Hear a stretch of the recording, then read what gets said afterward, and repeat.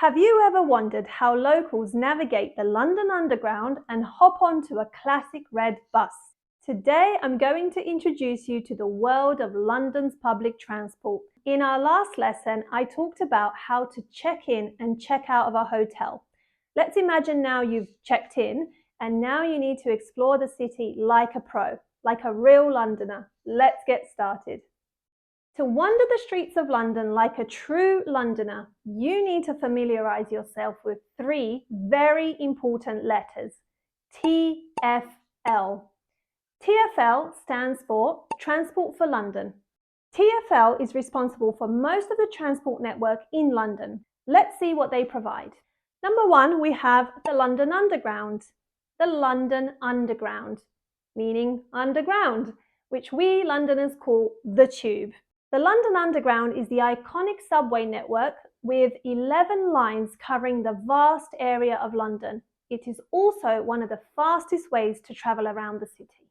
Number two, we have the London Overground. The London Overground.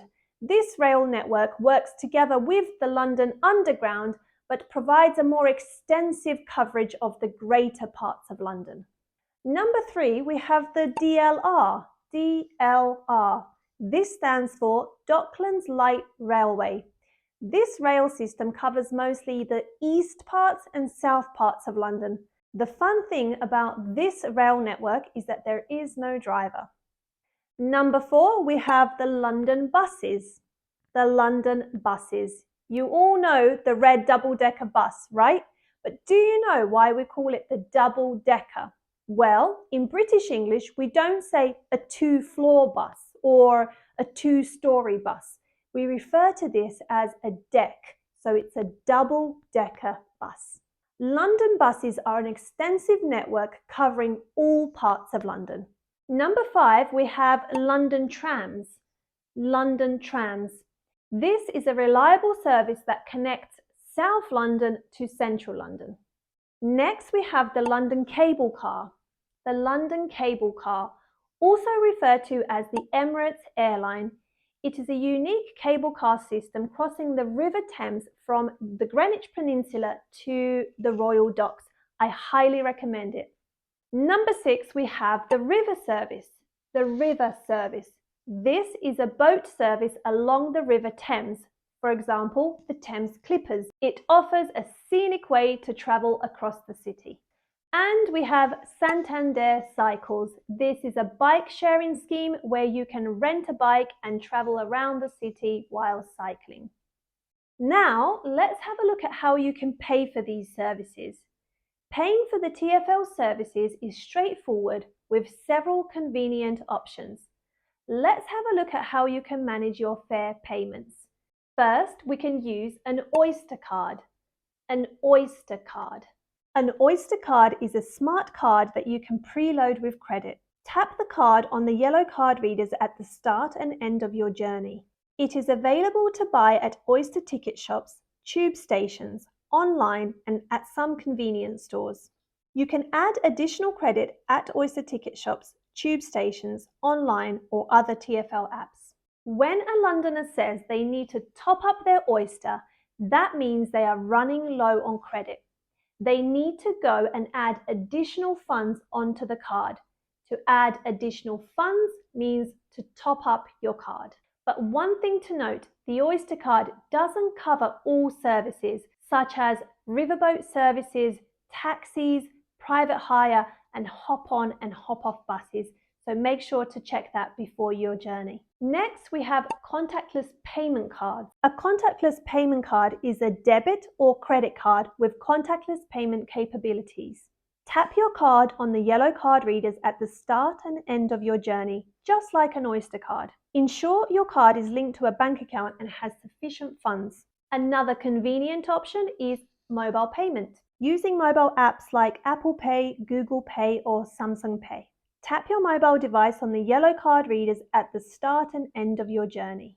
Your mobile payment method needs to be set up with a compatible bank account or card. Sometimes you might see the barriers open, but make sure to always tap in and tap out at the start and end of your journey. Why? To avoid any additional charges. Another method of payment is travel cards and day tickets.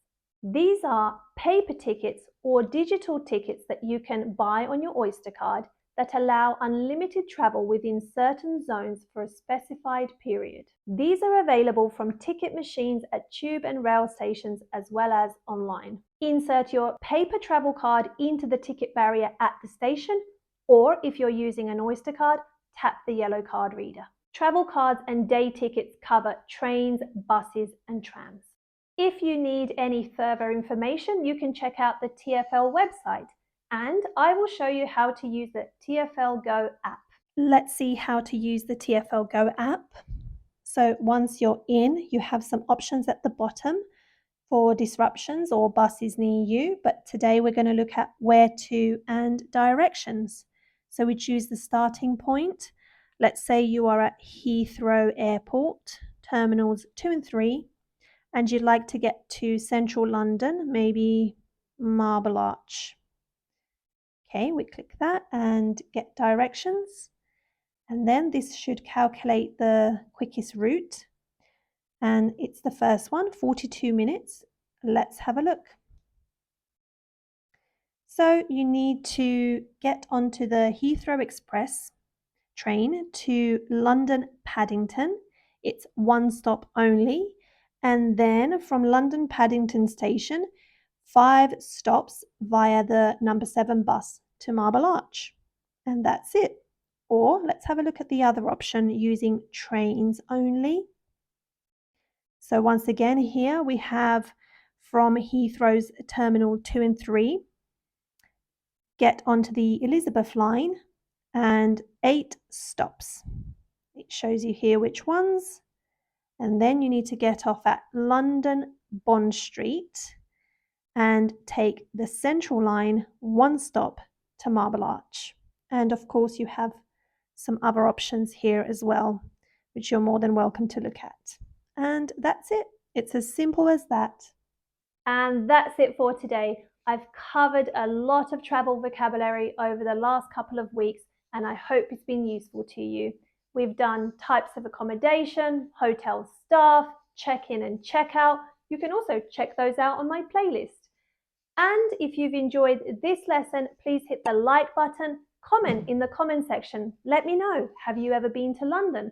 Would you like to visit London? Or is there anything else you'd like me to teach you about travel vocabulary or anything else? And don't forget to subscribe. But for now, enjoy the rest of your day and I'll see you soon. Bye.